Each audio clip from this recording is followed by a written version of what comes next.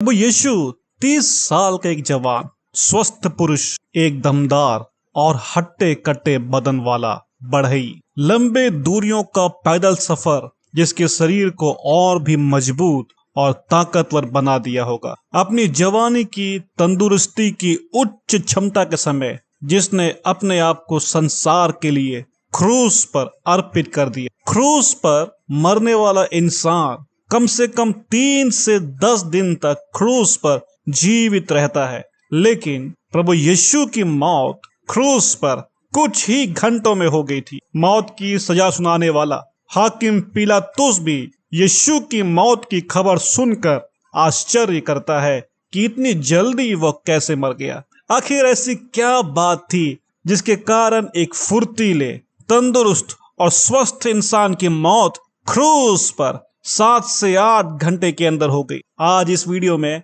आप यीशु के मौत के पीछे के मेडिकल साइंस के गवेषण और निष्कर्षों को समझेंगे। मैं इन बातों को 6 स्टेप्स में बताकर आपको समझाने की कोशिश करूंगा। मेडिकल विज्ञान के आधार पर क्रूस की मौत का गवेषण कई डॉक्टरों ने किया है, लेकिन मैं डॉक्टर फ्रेडरिक जुगीब के शोध और निष्कर्ष को आपके साथ साझा करूंगा। आइए देखते हैं प्रभु यीशु के क्रूस पर जल्दी मरने के 6 स्टेप्स। पहला है गतसमना के बगीचे में। प्रभु के लिए मरना एक आसान बात नहीं था, क्योंकि वह धरती पर पूर्ण परमेश्वर होने के साथ साथ एक पूर्ण मनुष्य भी था। उसकी दिव्यता उसकी मानवता की सहायता नहीं कर रहा था। यही कारण है कि उसे गतसमना में एक स्वर्गीय दूत से मदद लेनी पड़ी। चमत्कार करना, लोगों को चंगाई देना, मुर्दों को जीवित करना, पानी को दाख रस में बदलना, 5 रोटी से हजारों को खिलाना, पानी के ऊपर चलना, ये सब प्रभु के लिए चुटकियों का काम था। लेकिन क्रूस पर मरना चुटकियों का काम नहीं था। उसे पिता से यह प्रार्थना करनी पड़ी कि अगर हो सके तो यह प्याला दूर हो जाए। क्रूस का बोझ इतना गहरा था कि चिंता और आघात के कारण प्रभु यीशु को खून का पसीना आने लगा। इस स्थिति को मेडिकल टर्म में हेमाटिड्रोसिस कहते हैं।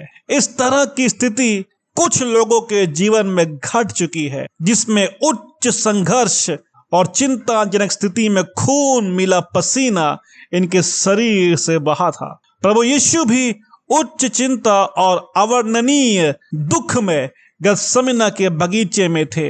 मरकुस 14 के 33 में लिखा है कि प्रभु बहुत ही अधीर और व्याकुल होने लगा। आयत 34 में प्रभु अपने चेलों से कहते हैं, मेरा मन बहुत उदास है, यहाँ तक कि मैं मरने पर हूँ। लूका सुसमाचार 22 के 44 में पढ़ते हैं कि वह अत्यंत संकट में व्याकुल होकर और भी हार्दिक वेदना से प्रार्थना करने लगा। जब भी तनाव गहरा हो और भविष्य में घटने वाली घटना के ऊपर अत्यंत चिंता एक मनुष्य को हो सकती है, उस समय खून का पसीना आने की संभावना होती है। यह किस प्रकार से काम करता है उसे आपको समझाने के लिए नर्वस सिस्टम अर्थात तंत्रिका तंत्र के बारे में आपको समझना पड़ेगा। हमारे अंदर 2 तरह के तंत्रिका तंत्र या नर्वस सिस्टम होता है। पहला है सेंट्रल नर्वस सिस्टम, केंद्रीय तंत्रिका तंत्र, और दूसरा है आत्मक तंत्रिका तंत्र, जिसे अंग्रेजी में हम बोलते हैं ऑटोनॉमिक नर्वस सिस्टम। अब बहुत ध्यान से सुनिएगा। हमारे सेंट्रल नर्वस सिस्टम, इसमें दिमाग अर्थात ब्रेन और मेरुरज्जु अर्थात स्पाइनल कोड होता है। यह सिस्टम हमारे इंद्रियों और सभी मांसपेशियों के क्रियाकलाप को नियंत्रित करता है, जैसे कि देखना, दर्द सहना, शरीर का तापमान। दूसरा आत्मक तंत्रिका, जिसे मैंने आपसे बताया कि ऑटोनॉमिक नर्वस सिस्टम कहते हैं, इसके अंदर 2 भाग होते हैं, अनुकंपी तंत्रिका तंत्र और परनकुंपी तंत्रिका तंत्र। ये दोनों मिलकर हमारे अंदर उन कार्यों को करते हैं जिन्हें हम करने के लिए सोचते नहीं है, जैसे कि पाचन प्रक्रिया, दिल की धड़कन, श्वास की क्रिया इत्यादि। जिस समय हम अत्यंत भय या चिंता में होते हैं उस समय हमारा दिमाग एक खास किस्म का केमिकल उत्पन्न करता है जो हमारे आत्मक तंत्रिका को प्रभावित करता है और तुरंत हमारी धड़कन तेज हो जाती है, हमारे नसों को सिकोड़ देती है, जिससे ब्लड प्रेशर बढ़ने लगता है और खून को हमारे स्किन या चमड़ी और उन सभी गैर जरूरी जगहों में जाने से रोककर सीधा दिमाग में प्रवाहित करता है, जिससे कि हमारा दिमाग ज्यादा सक्रिय हो जाता है, जो कि भय और चिंता के समय जरूरी होता है। शरीर के अंदर यह प्रक्रिया हमारे शरीर के ऊपरी सतह में ऑक्सीजन की कमी के कारण अक्सर पीलापन ले आता है, जो कि चमड़ियों और सतह के मांसपेशियों में खून का बहाव न होने या कम होने के कारण होता है, जो सर्वसाधारणतः भय और चिंता के समय लोगों में देखने को मिलता है। मांसपेशियों से खून का बहाव दिमाग की ओर जाने से मांसपेशियां कमजोर और बहुत ही थकान महसूस करती है और अक्सर लोग लड़खड़ा कर गिरने लगते हैं। मत्ती 26 अध्याय के 39 में लिखा है कि प्रभु यीशु थोड़ा आगे बढ़कर मुंह के बल गिर गया और फिर प्रार्थना की। उस समय आंख की पुतलियां ज्यादा प्रकाश को सोखने के लिए बड़ी हो जाती है कि ज्यादा से ज्यादा देख सके, सांसें तेज हो जाती है, शरीर को ज्यादा से ज्यादा ऑक्सीजन मिल सके, ऊर्जा को बचाने के लिए पाचन प्रक्रिया धीमी हो जाती है और शरीर का तापमान कम करने के लिए शरीर में मौजूद 20 लाख से ज्यादा पसीने की ग्रंथियां सक्रिय हो जाती है। लेकिन जब ऐसा ज्यादा देर तक रहता है तब उन मांसपेशियों में कंपन होना शुरू होता है, जो कि खून और ऑक्सीजन के अभाव में होता है। दिमाग उस समय शरीर की आघात को समझता है और तुरंत तंत्रिका तंत्र उन कार्य को सक्रिय कर देता है जो या तो धीमी हो गई थी या बंद हो गई थी। अब अचानक खून का बहाव मांसपेशियों चमड़ियों में आने के कारण पसीने की ग्रंथियों के अति सूक्ष्म नसें फट जाती है, जिससे पसीने के साथ खून भी आना शुरू हो जाता है। गत्समना के बगीचे में प्रभु यीशु के शरीर से कितना खून गया होगा इसके बारे में अनुमान लगा पाना नामुमकिन है। एक व्यक्ति में उसकी उम्र और वजन के आधार पर 4 से 7 लीटर तक खून होता है, लेकिन जब खून अचानक और शीघ्र किसी दुर्घटना के कारण बहना शुरू होता है तब अगर 40% के ऊपर खून बह जाए तो व्यक्ति को असाधारण तकलीफ, थकान और शरीर में अस्थिर और अनियंत्रित झटके आने शुरू हो जाएंगे और अगर शीघ्र ही बहते हुए खून को न रोका गया तो व्यक्ति की मौत हो सकती है। लगभग 3 बार प्रभु यीशु अपने अत्यंत दबाव और चिंता के समय अपने सबसे करीबी चेले पतरस, याकूब और यूहन्ना के पास जाते हैं। शायद यह प्रक्रिया अपने मौत के करीब होने पर अपनों के करीबी को चाहने और उनसे सहानुभूति मिलने की उम्मीद के कारण होगी, लेकिन तीनों चेले हर बार सो रहे थे। प्रभु अपने मौत के सफर में अकेले हो गए थे, कोई भी उनके दुख को और व्यसन को समझ नहीं पा रहा था।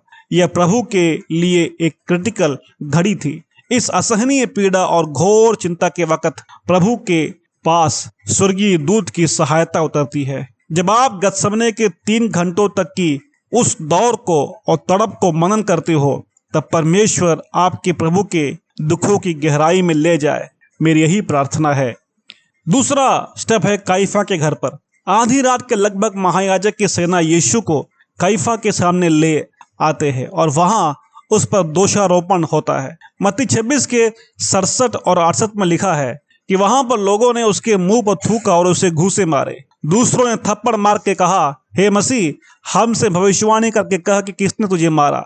इन घूसों और थप्पड़ का प्रहार खुन्नस निकालने और ज्यादा से ज्यादा यीशु को पीड़ित करने के लिए था। किन किन जगहों पर घूसे मारने से तकलीफ अधिक होती है, उन सभी जगहों में उन लोगों ने घूसे मारे होंगे। भोर होने तक ये प्रक्रिया चलती रही और आप कल्पना कर सकते हो कि इस समय तक प्रभु यीशु का शरीर और चेहरा कितना सूजन से भर गया होगा।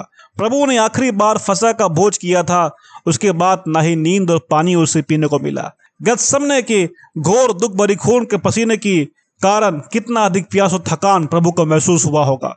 और उसके मध्य में कैफा के घर में लोगों का थप्पड़ और घूसों से मारना यीशु को किस हद तक तोड़ दिया होगा, आप कल्पना कर सकते हो तो जरूर कीजिएगा। तीसरी स्टेप है मृत्यु के लगभग 7 घंटे पहले कोड़ों की मार, जिसे अंग्रेजी में स्कॉर्जिंग एट पिलर कहते हैं। सुबह के लगभग 6 बजे प्रभु यीशु को पिलातुस हाकिम के पास लाया गया, लेकिन पिलातुस ने उसमें कोई दोष नहीं पाया। फिर भी भीड़ को खुश करने की मनसा से उसने यीशु को कोड़े लगवाकर क्रूस पर चढ़ाए जाने के लिए सौंप दिया। लेकिन यह कोड़ों की मार बहुत खतरनाक थी। इसका मुख्य उद्देश्य क्रूस पर मरने वाले मुजरिम की पीड़ा और यातनाओं को और भी दुश्वार बनाना था।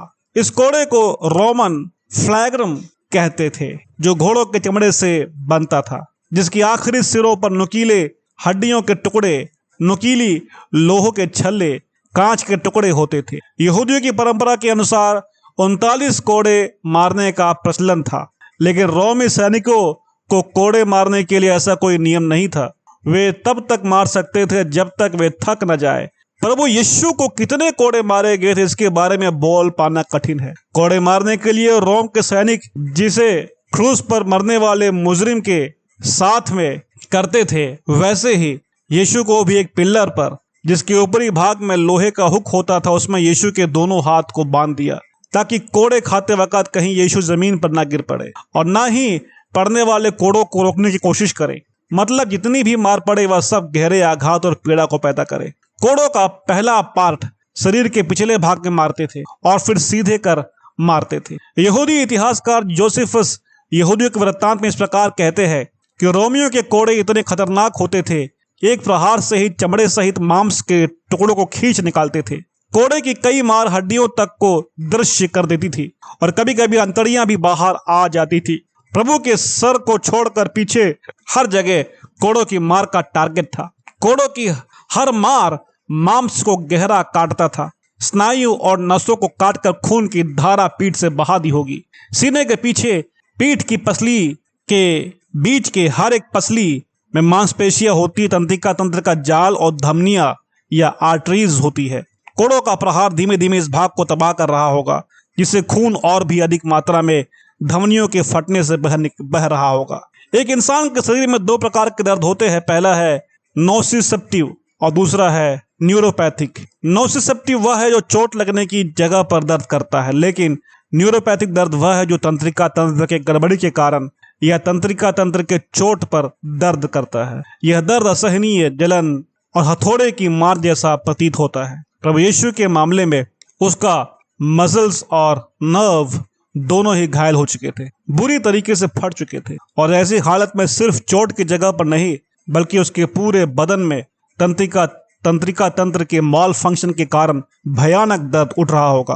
वास्तव में कोड़ों की मार से लेकर क्रूस पर उसकी मौत होने तक वह कभी भी दर्द रहित नहीं था। हर पल हर जगह वह असहनीय दर्द में था। प्रभु को पीठ और सीने पर कोड़ों की मार पड़ने के कारण उसका शरीर बुरी तरह फट गया होगा और हर घाव से खून बह रहा होगा। सीने की हड्डियों के बीच की मांसपेशियों और धमनियों को भी नुकसान पहुंचा, जिससे प्रभु के शरीर से और भी ज्यादा मात्रा में खून बह रहा होगा। कोड़ों के आघात के कारण फेफड़ों में पानी का जमाव शुरू हो गया होगा, जिससे सांस लेने में भी कठिनाई हो रही होगी। पीठ की पसलियों के निचले भाग में गुर्दों पर भी चोट पहुंची होगी, क्योंकि कोड़ों की मार ने मांस को गहराई से काट या भेद कर गुर्दे के ऊपरी मसल्स को नुकसान पहुंचाया होगा, जिससे खून का फिल्टर सही तरीके से नहीं हो पा रहा होगा और इस समय तक शरीर में खून की कमी के कारण ऑक्सीजन की कमी और कार्बन डाइऑक्साइड की मात्रा ज्यादा हो गई। इसी स्थिति में खून अधिक अम्लीय हो जाता है। मसल्स और नर्व के फटने के कारण खून में पोटेशियम की मात्रा ज्यादा हो जाती है। इस स्थिति में दिल ढंग से काम नहीं करता और उसकी इलेक्ट्रिक गतिविधियां बाधा उत्पन्न करती है, जिससे धड़कन अस्थिर हो जाती है और ब्लड प्रेशर नीचे गिरना शुरू हो जाता है। आंखों में अंधेरा और कान में सीटी बजना और शरीर में अनियंत्रित झटके आना शुरू हो जाते हैं। शायद कोड़ों की मार के बाद सैनिकों ने कोड़ों की मार से असहनीय दर्द और ट्रामा में पड़े प्रभु को खींचकर बाहर निकाला होगा। जैसे आप इसके कोड़ों को स्मरण करते हो मेरे प्रियो, तो यशायाह 53 का 2 आयत जरूर मनन कीजिएगा, जहां लिखा है कि उसकी ना तो कुछ सुंदरता थी कि हम उसे देखते, ना ही उसका रूप ऐसा दिखाई पड़ा कि हम उसे चाहते। आयत 5 में लिखा है कि वह हमारे ही अपराधों के कारण घायल किया गया, वह हमारे अधर्म के कामों के कारण कुचला गया, हमारी ही शांति के लिए उस पर ताड़ना पड़ी कि उसके कोड़े खाने से हम लोग चंगे हो जाए।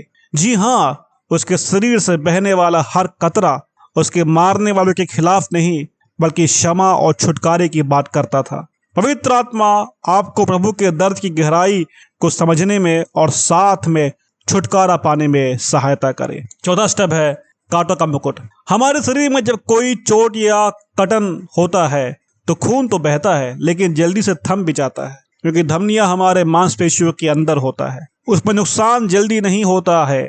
ये कुदरती बचाव का तरीका है। लेकिन हमारे सर में जो स्किन होती है वह मांस के साथ नहीं होती है, इसलिए धमनियां ज्यादा गहराई में नहीं होती है, और सर में चोट लगने के वक्त धमनियों में चोट ज्यादा जल्दी लग सकता है। ऐसी स्थिति में खून ज्यादा बहेगा। मरकुस 15 अध्याय के 17 में पढ़ा जाए तो देखते हैं कि सैनिकों ने यीशु के सर पर कांटों का मुकुट रखा और उसके सर पर डंडे से मार रहे थे।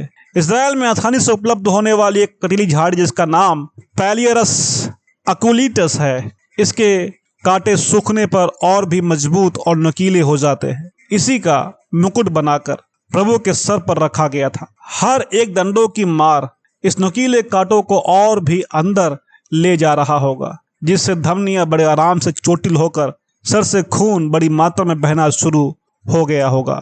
लगभग 30 से 60 के आसपास कांटे रहे होंगे उस मुकुट में, जो सर के नर्व को बेध रहा होगा।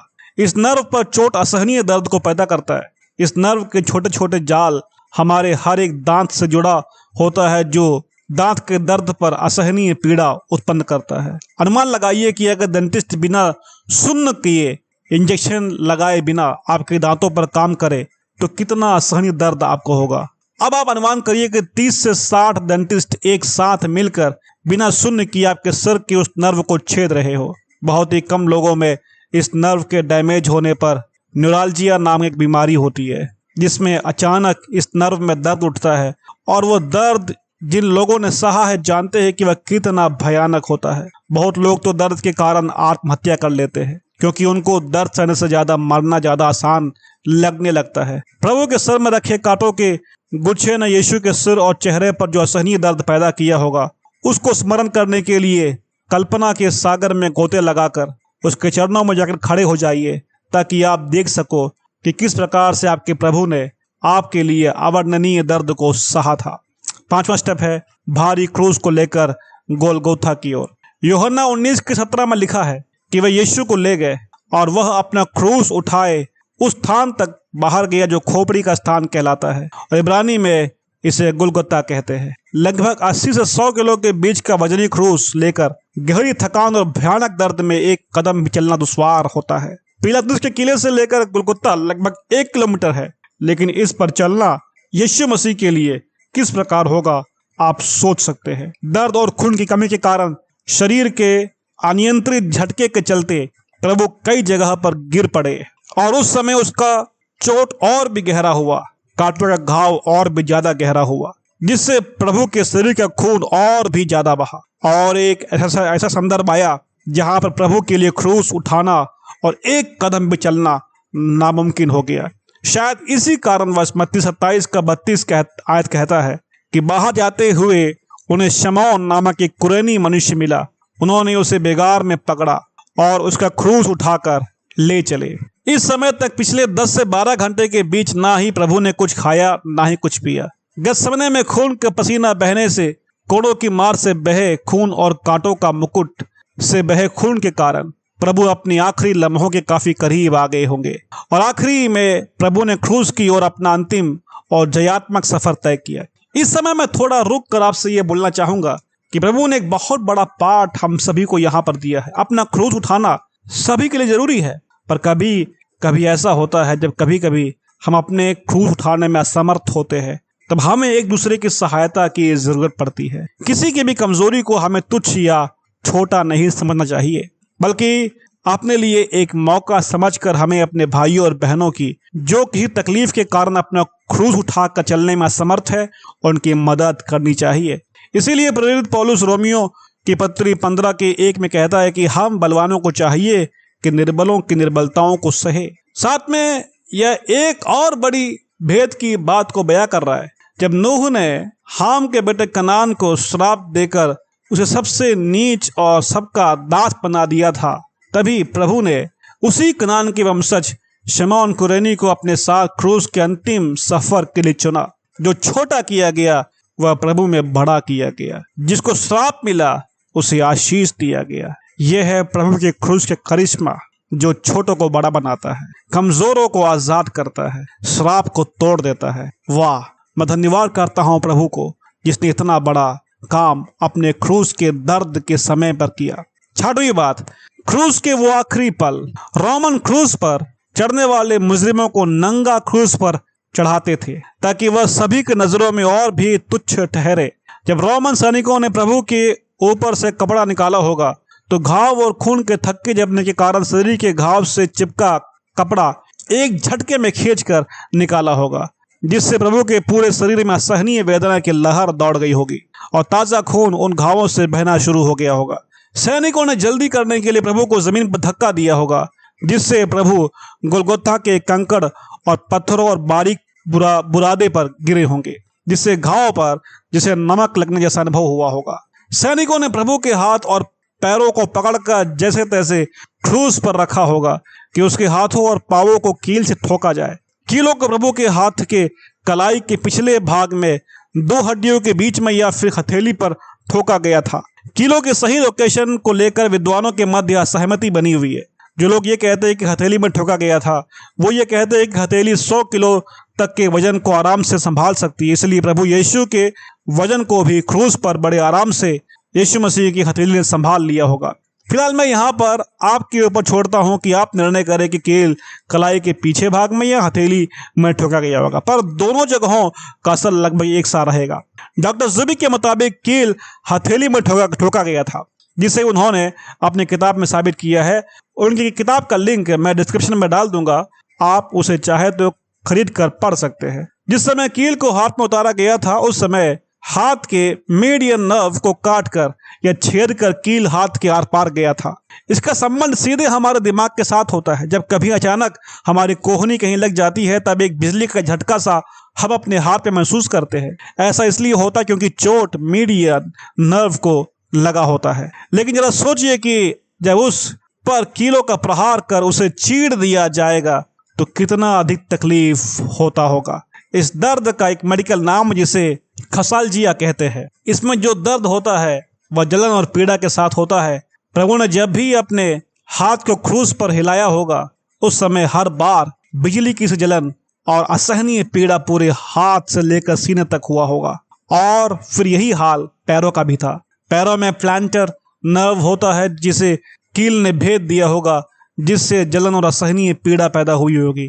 जिस समय क्रूस को खड़ा करने के लिए उसे उसके खुदे गड्ढे में खड़ा किया होगा तब प्रभु का शरीर एक झटके में गुरुत्वाकर्षण बल के कारण नीचे की ओर झूल गया होगा, जिससे हाथ के कंधे उखड़ गए होंगे। भजन 22 के 14 में मसीह के क्रूस की मृत्यु पर हुई भविष्यवाणी में कहा गया है कि उसकी हड्डियों के जोड़ उखड़ गए और इस समय शरीर के सभी घाव और नर्व में दर्द अपने चरम सीमा पर पहुंच गया होगा। शरीर का वजन पांवों के कीलों के ऊपर आकर टिक गया था, जिसे हाथ के कील ने बैलेंस किया था। ऐसी स्थिति में हम सांस भीतर लेना और छोड़ना बहुत मुश्किल होता है। सांस लेने के लिए पांव को कील के बल सीधा कर अपने पीठ को क्रूस से सटाना पड़ता है और जब तक मृत्यु नहीं होती तब तक यह प्रक्रिया चलता रहेगा। इसी कारण से प्रभु के साथ अगल बगल लटकाए डाकुओं की टांगें तोड़ दी गई थी, जिससे उनकी मौत जल्दी हो जाए, क्योंकि ऐसी स्थिति में वे अपने पांव पर कील के सहारे खड़े नहीं हो पाएंगे और सांस नहीं ले पाएंगे।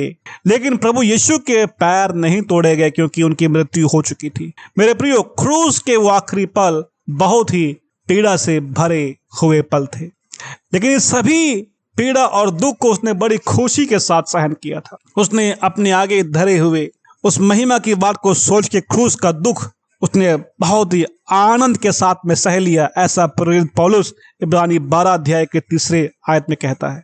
मेरे प्रियो, क्रूस ने यीशु को बहुत पीड़ित किया, लेकिन उसकी हर एक पीड़ा ने यीशु मसीह को हमारे प्रति जोश और उमंग दिया। क्रूस की मृत्यु उसकी पराजय नहीं था, क्रूस की मृत्यु उसके जय की गाथा था। क्रूस पर एक व्यक्ति का आखिरी पल बहुत ही कमजोरी और तकलीफ से गुजरता है, जिसमें उसके पास बोलने की भी ताकत नहीं होती है। लेकिन बाइबल कहता है कि उसके मरने के ठीक पहले उसने बड़े शब्द से पुकारा और अपने प्राण को छोड़ दिया। तो बड़े शब्द से पुकारना वो उसके जय का ऐलान था। ये कमजोर व्यक्ति की पुकार नहीं थी, एक ताकतवर व्यक्ति की पुकार थी, जिसने प्रधानताओं का अधिकार को और सारे हाकिमों को स्वर्ग से उतार कर करके खुल्लम खुल्ला तमाशा बना करके उन पर जय जयकार की, ध्वनि सुनाई थी। यीशु मसीह की अंतिम पुकार जय की पुकार थी। बिल्कुल वो जय के नाद लगा रहा था, जय नाद उसने दिया था, और वो जय की उस नाद में, जय की उस शब्द में शैतान की सारी टोलियों ने सरेंडर कर दिया था। यीशु की क्रूस की मृत्यु पराजय की मृत्यु नहीं थी, जय की मृत्यु थी, मेरे और आपके लिए थी। शैतान के अंधेरे क्षेत्रों को कंपन पैदा करते हुए, भय पैदा करते हुए राज्य और ज्योति के संदर्भ में प्रेम और मीरास और आनंद और भरपूरी को वो लेके आ गया। यीशु मसीह की क्रूस की मृत्यु मुझे और आपको आजाद कर दिया हमारे बीमारी से, तकलीफों से, परेशानियों से। मेरे प्रियो, अगर आज आप कमजोर हो तो मुझे आपसे कहना है, क्रूस पर देखिए, यीशु की कमजोरी आपको मजबूत करने के लिए था। अगर आज आप बीमार हो तो क्रूस को देखिए, उसके कोड़े खाने से आपको चंगाई मिलती है। अगर आज आप डिप्रेशन में हो, यीशु क्रूस पर चढ़ते वक्त में डिप्रेशन में गया, खून का पसीना उसको आया ताकि आप आजादी की सांस ले सको। अगर आप एंग्जाइटी में हो, अगर आप टूटे हुए हो, तो यीशु का शरीर इस कारण तोड़ा गया ताकि आपका मन शांति के साथ में आगे बढ़ पाए। मेरे प्रियो, क्रूस आजादी का पैगाम है, क्रूस सुसमाचार है जो आपको मुझे यीशु मसीह के नाम से परमेश्वर पिता के पास खड़ा करता है और उसके प्रेम का लायक बनाता है। परमेश्वर ने हमसे इतना प्रेम किया कि उसने अपने पुत्र को दे दिया ताकि जो विश्वास करे वह नाश न हो परंतु अनंत जीवन पाने पाए। क्रूस की मृत्यु वो चिन्ह है जो हमसे ये कहता है कि परमेश्वर हमसे बेपनाह प्रेम करता है। आइए उस क्रूस को ऊंचा करें, उस क्रूस को थाम ले। पौलुस कहता है कि हमें प्रभु यीशु में और उसके बल में अपने आप को बलवंत करना है। प्रभु का बल क्रूस पर प्रकट हुआ था, जहां पर शैतान ने सरेंडर किया। आइए क्रूस को ऊंचा करें, आइए उसके चरणों में चले और अपने आप को अर्पित करें, उससे प्रार्थना करें। हे स्वर्गीय पिता परमेश्वर, आज इस क्रूस की कथा को सुने हुए हर मेरे भाई बहन को आशीष करें, उनके जीवन में आपके प्रेम का बहाव होने पाए। क्रूस से निकलती शफा और ताकत और नजात उनको छू लेने पाए परमेश्वर। वे चंगे होने पाए यीशु मसीह के नाम से, वे सामर्थी बनने पाए, वे आजाद होने पाए शैतान की गिरफ्त से। धन्यवाद करता हूँ ऐसा आपने किया परमेश्वर। महिमा आदर आपको देता हूँ, यीशु मसीह के नाम से प्रार्थना को मांगता हूँ, आमीन, हालेलुया। तो मेरे प्रियो, प्रभु आपको आशीष करे। मिलते हैं अगले वीडियो में, तब तक के लिए शालोम, जय मसीह की।